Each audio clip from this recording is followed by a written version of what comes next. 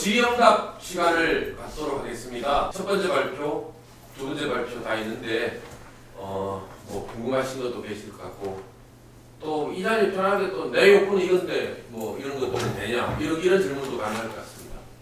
연구자 공제회랑 그 연대 단체로서의 풀빵과는 어떤 관계에 있는 건지, 그리고 만약에 연구자 공제회가 풀빵 연대에 가입을 하게 된다 그러면 저희도 뭐 아까 생물이나 그 27,000원에 구매했다는 걸 공동 구매를 같이 할 수 있을 만한 그런 관계가 그 연대를 통해 생기는 건지가 좀 궁금합니다. 풀빵 입장은 아닌데 제가 풀빵의 이제 직원은 아니라서 풀빵의 어떤 관점을 말씀드리자면 당연히 이제 우리 연구자 공제회도 풀빵의 정회원이라고 하는 그 틀이 있습니다.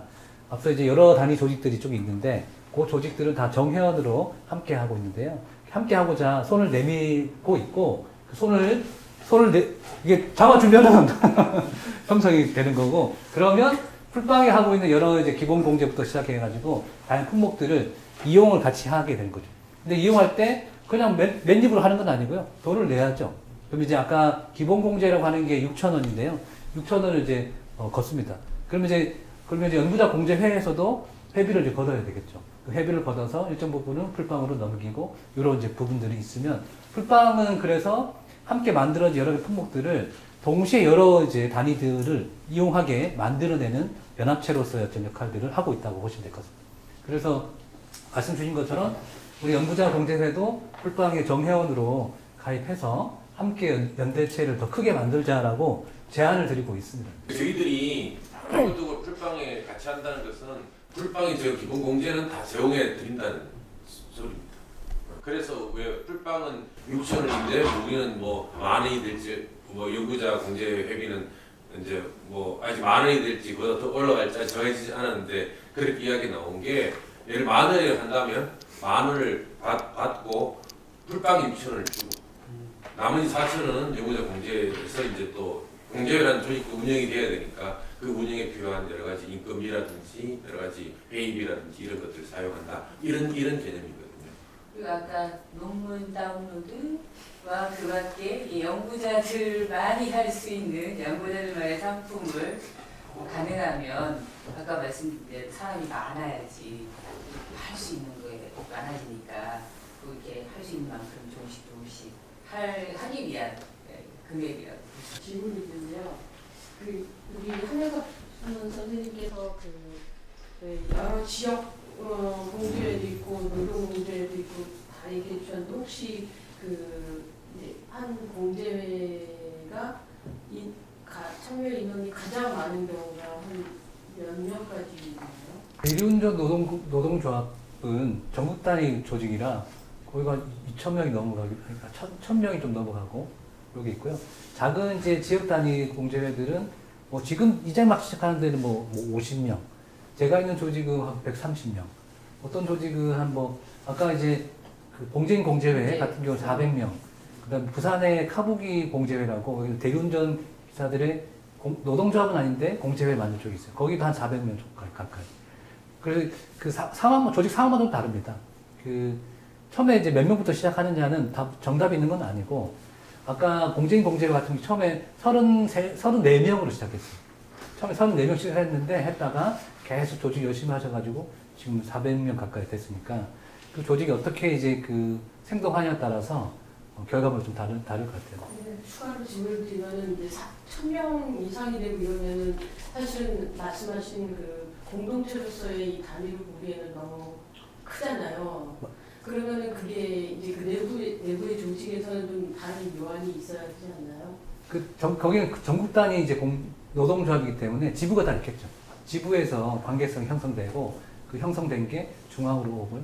사실 이제 말씀하신 것처럼 이 조직의 크기, 그러니까 인원수가 얼마나 공동체성을 유지하면서 조직이 있겠냐. 제 경험은 한 400~500명 가까이는 그러니까 단일 조직으로 좀 기능할 수 있는 것 같은데, 그 이상 넘어가면 관계성 떨어지는 분명한 것 같아요. 그러면 그때는 조직을 쪼개야죠. 지부를 더 만들고, 사실 우리 일반적으로 알고 있는 점조직을 좀 더 확장시키는 게 더 바람직하다고 저는 생각합니다. 근데 제가 이 공제회의 설명을 듣기 위해서 열심히 저도 어떻게든 공부를 해보려고 했는데, 그 간단하게 일본에서 생협 운동을 한 걸 보면은 이제 그 생협에 관심 있는 사람들이 많이 늘어나면은 그거를 반모임으로 해가지고 10명 이상이 되면 다 분할해서 10명씩으로 낮추는 이런 방법 쓰는 거에 분명히 이유가 있을 것 같아서 저희도 연구원이 연구자들이 전공도 다르고 뭐 이렇게 일하는 울타리도 다르고 그런데 그 연구자라는 정체성만으로 모여가지고 이 그 사업을 쭉 이뤄나갈 수 있을까? 그걸 어떤 반모임이든 뭐 이런 것으로 좀 조직을 만들어야지 사실은 지금 이 공제의 진정한 의미가 장기간 지속되지 않을까 싶습니다. 맞습니다. 그 얘기 오늘 그 시간을 다 못했는데 다양한 작은 동아리 모임들이 많아요. 그 동아리 모임들을 육성하기 위해서 올해 이제 그 풀빵에서 외부의 돈을 좀 받아가지고 동아리 지원 사업을 하고 있습니다. 그래서 그 동아리들이 어떻게 이제 자생있게 갈 거냐. 말씀 중에 동아리들은 어쨌든 각자의 필요 욕구에 따라서 뭉쳐내게 되는 거죠. 그럼 단일 집단을 하더라도 일자리는 같이 하지만 거기에 필요한 욕구들은 다 다동자기하기 때문에 거기에 맞춰서 이제 그 조직을 끌어내는 게 굉장히 중요하죠. 그 작은 모임들이 또 하나의 어떤 공동체를 이루게 되고, 말씀하셨던 이제 생협에 그게 우리 하나 한살림도 초기에는 그렇게 했다고 제가 들었거든요. 뭐 그렇게 하는 게 저는 맞다고 생각하거든요. 근데 그 아이템을 저는 어떻게 그러면 이 작은 조직들이 잘 기능하게 할 것이냐가 중앙에서, 그러니까 이제 운영진이 고민이 되는 지점이고요. 그러기 위해서는 외부 자금도 필요하고, 자, 우리가 돈을 뭐 10,000원이든 20,000원을 걷어서 그 돈을 뭘 해야 되는 거냐. 단지 공제 품목만 이용하는 게 아니라 이런 작은 소모임들이 잘 기능하게끔 지원을 해줘야 된다고 저는 생각하거든요. 그래야 조직이 잘 생동할 거다라고 저는 생각합니다. 선생님 어떤 조직이 있으면 좋겠는지. 저는 기본적으로 모든 그 공제는 자치적으로 생겨야지 가장 오래 갈 거라는 생각을 하기 때문에 중앙의 이런 그 힘에서부터 지원이라는 이 사고방식으로 가면은 단기적이지 않을까요? 유용한. 맞습니다. 필요는 아래에서부터 흘러나오는 게 가장 강력하죠. 그거를 촉진시키는 게 핵심이 있고. 지금 이제 저희 연구자 공제회도 사실은 뭐 다양한 고민을 하고 있는 건데, 사실은 우리가 아까 로드맵에 1년 내로 1,000명을 표현을 확보하겠다 이런 어떤 야심찬 그런 계획을 적어놓게 됐는데, 사실은 그게 현실화 되려고 그러면은 사실 작은 단위에서 그런 조직들이 만들어져야 되거든요. 그래서 저희들이 이제 그래서 염두에 두고는 그런 형태는 지금 예를 들면 지금 이제 경희대 후마니타스 칼리 소속된 강사들이 또 공제를 만들어가지고 이제 하려고 하고 있거든요. 그 노조를 또 만들긴 당연히 힘드니까 공제 형식으로 만들어가지고 이제 궁극적으로는 노조를 가겠다라는 생각을 가지고 하고 있는데, 그런 조직이 만들어져가지고 들어올 수도 있고, 또 우리 다양한 학회들이 있지 않습니까? 예를 들어서 예를 들면 이거 이야기한 것도 예를 들면 비판 사회학회에 일부 회원들이 조직을 해서 아예 들어올 수도 있고, 또 세양사하는 일부 연구자들이 들어올 수도 있고, 이런 다양한 어떤 조직들이 이제 만들어져 가지고 들어오는 형식도 가능하겠죠. 판을 열어주는 거죠. 판을 열어주는 네. 거죠. 다른 분이 질문할 때는 안 해도요. 저희가 이제 연구자의 집이라는 특색이 있잖아요. 그래서 이제 아까 호혜 부분에 있는데, 그게 저는 연구자의 집이 다른 데가 할 수 없는 아주 독창적이고 상당히 의미가 있다고 보는 거예요. 그게 뭐냐면은 실제 이제 아까 상호 보조해가지고는 직접 어떻게 보면 뮤추얼 당사자들의 호혜가 있는 부분인데, 특히 연구자의 집에서는 그것보다는 직접 혜택이 없지만은 연구자의 가장 큰 문제가 이제 학문 후속 세대의 단절을 금한 거잖아요. 그러면은 그 직접 혜택이 없지만은 내가 그 대가를 바라지 않고 그분을 하면은 그 받는 사람이 그 후속하는 거예요. 이번에 좀 사람 감동이었던 김장은 선생님이 그런 부분이었잖아요. 자기한테 되돌아가지 않는 그 아뢰를 하지 말고 당신이 받았던 거를 다른 사람 주거나 다른 그 세대한테 주라는 이런 부분이거든요. 그래서 저희 연구자입 같은 경우 가장 필요한 부분, 연구할 부분이 그 집중하는 게 굉장히 효과적일 거라고 보거든요. 그러면 이제 사실 좀 본인들이 지금 필요하지 않지만은 그런 취지로 아까 근고지 같은 경우 사람들이 많이 이렇게 관여할 수 있는 부분이거든요. 그래서 저는 그런 문제에 좀 호혜 부분에 대해서 좀 더 좀 네. 연구를 하고 좀 하다 보면은 상당히 그 다른 공개 못하는 우리만의 특색일 것 같아요. 그래서 그 부분에 대한 좀 검토나 아니면은 어떻게 좀 이 부분 현장에서 하느냐 좀 저는 그게 굉장히 중요할 거라고 보이거든요. 사실 그게 굉장히 중요해요. 지금 이제 우리 거기 이 공제 기본 구조는 아까 어떻게든 어떻게 90만 원 모았는데 100만 원 17% 이자를 어떻게 주겠습니까? 누군가 후원을 해야만 가능한 구조잖아요. 그러니까 이제 그런 후원인들을 모으는 게 굉장히 중요한 사업이죠. 그래서 그걸 당연히 그렇게 조직을 해야 되고 지금 현황도 얘기해요. 지금 추진위원 현황형 제가 기억을 못 하고 있는데 지금 한 40명 하셨나요? 36명. 아니 46명, 46 명. 46명 정도 되고요. 김야 장학생 문영배하고 이준호를 우리 추진을 끌고 들어와야 되겠는데. 아니 하여튼 뭐 당연히 이제 그 부분은 중요한 부분이고 그런데 또 사실은 이제 이게 그 부분은 또 그런데 그런 좋은 마음을 가진 분들이 있겠지만 또 모든 사람들이 또 그런 건 아니잖아요.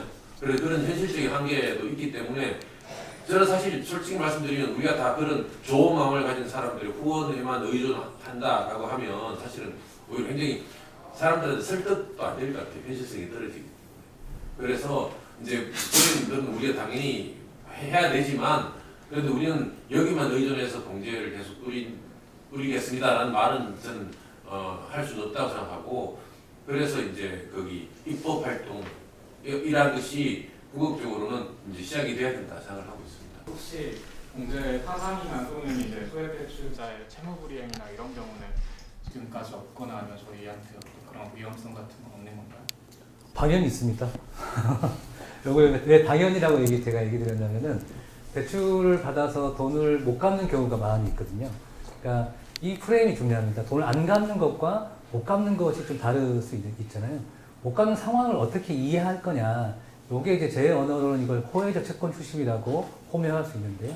그러니까 일반 주류 이제 금융 시스템을 얘기하는 채권 추심과 우리가 하는 채권 추심은 조금 달라야 되겠죠. 연체가 없을 수 없다. 연체는 기본은 있을 겁니다.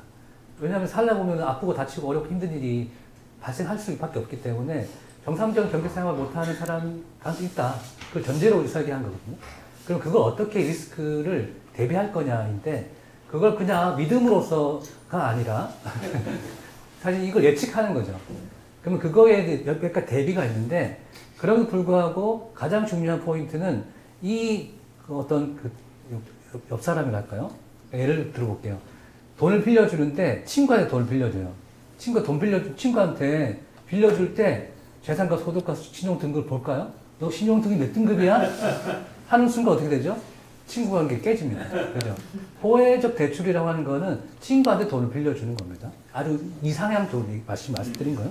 근데 친구가 돈을 못 갚고 있어. 그럼 어떻게 물어봐야 될까요? 야, 무슨 일 있노?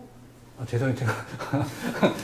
사투리 제대로 썼어요. 죄송합니다. 어설프게 됐네. 무슨 일이 있는지 물어보잖아요. 요게 주류에서 얘기하면 채권 추심이에요. 근데 우리는 물어보고, 상황이 그렇게 됐어? 그럼 좀 조정하자. 라고 하는 어떤 기법이라고 할까요? 요게 우리 강력한 힘이 될 겁니다. 근데 아직까지 조금 있는 그대로 얘기하자면, 이런 철학과 정신들이 저기 모든 공제회들이 다 그러냐? 그건 아닙니다. 아직까지 이 경험치가 미천하다 보니까, 그래서 채권 추심 어떻게 해야 되지? 내용 증명 보내야 돼? 지급 명령 보내야 돼? 이렇게 상상을 하죠. 보통의 경우가. 근데 이제 그렇게 되면은 이 조직이 와야 될 거라고 저는 사실 생각하고, 그럼 우리만의 호혜적 채권 추심이라고 하는 것들을 발견해내고, 왜냐면 옛날은 그렇게 다 했었어요. 우리가 이걸 호혜적 채권 추심이라고 호명하지 않았지만, 그렇게 다 빌려주고 빌려받게 했었거든요. 근데 그게 현대 자본주의가 되다 보니까 그런 어떤 정치 체계들이 무너진 거죠. 그래서 그런 것들을 복원한다. 그러면 리스크는 어떻게 좀 대비해야 되는 거냐라고 했을 때 돈이 없어질 거거든요. 그럼 그거는 따로 우물을 만들어내는 게 필요하겠죠. 그러면 그 우물을 통해서 일정 부분 어쨌든 돈을 못 갚는 사람에게는 조금 이제 채무 조정이라고 할까요? 그리고 일반 은행에서도 채무 조정을 당연히 합니다. 우리라고 안 할 필요가 없어요. 다만 그 채무 조정 과정을 어떻게 설계해낼 것이냐가 과제인 것이죠. 그래서 그냥 있는 그대로 얘기하자면 연체됩니다. 연체될 것이기 때문에 그에 대비를 하는데 대비하는 방법이 우리만의 방법을 하고 있다라고 얘기할 수 있을 것 같습니다. 현실적으로 연체되는 비중이 높습니까? 아니면 어떤가요? 일반 주류보다는 낮다고 이제 보고 있습니다. 그러니까 일반 주류회사는 왜 이제 연체율이 뭐 일반 대출은 1% 내외 정도밖에 안 되거든요. 신용카드는 뭐 2에서 4% 이렇게 되고요. 예를 들자면 이제 그것보다는 높게 나와 있어요, 저희가. 근데 왜 그러냐면 일반 은행은 계속 떨궈내거든요. 그러니까 3개월만 연체되면은 채권을 팔아버립니다, 다른데. 그래서 이제 숫자적으로는 연체 이렇게 낮게 형성이 되어 있거든요. 그리고 저희는 근데 그걸 계속 가지고 있어요. 그러다 보니까 연체율이 높은 것처럼 이제 보이는 거죠. 왜냐하면 그거를 일방적으로 계속 관계를 맺기 위해서 심지어 이제 이런 경우가 많습니다. 1년 동안 계속 돈을 못 갚아. 안 갚는 건지 못 갚는 건지 헷갈릴 때가 많아요. 그런데 기다려요. 그런데 어느 순간 나 이제 돈 좀 생겨가지고 조금이라도 돈을 갚는 거죠. 여기서 핵심은 그럼 관계가 형성되어 있느냐, 연락이 가느냐. 근데 연락이 두절되면 그때부터는 이제 방법이 없어요. 다행히 연락은 되니까 가능성이 있겠네. 요 정도까지 형성이 되는 거죠. 그래서 말씀드린 연체율이 낮다고 할 수도 있고 높다고 할 수 있는 거예요. 비교를 어떻게 볼 거냐에 따라서 다르다라고 볼 수 있습니다. 네, 그러면 오늘 강연은 여기서 마치도록 하겠습니다. 감사합니다.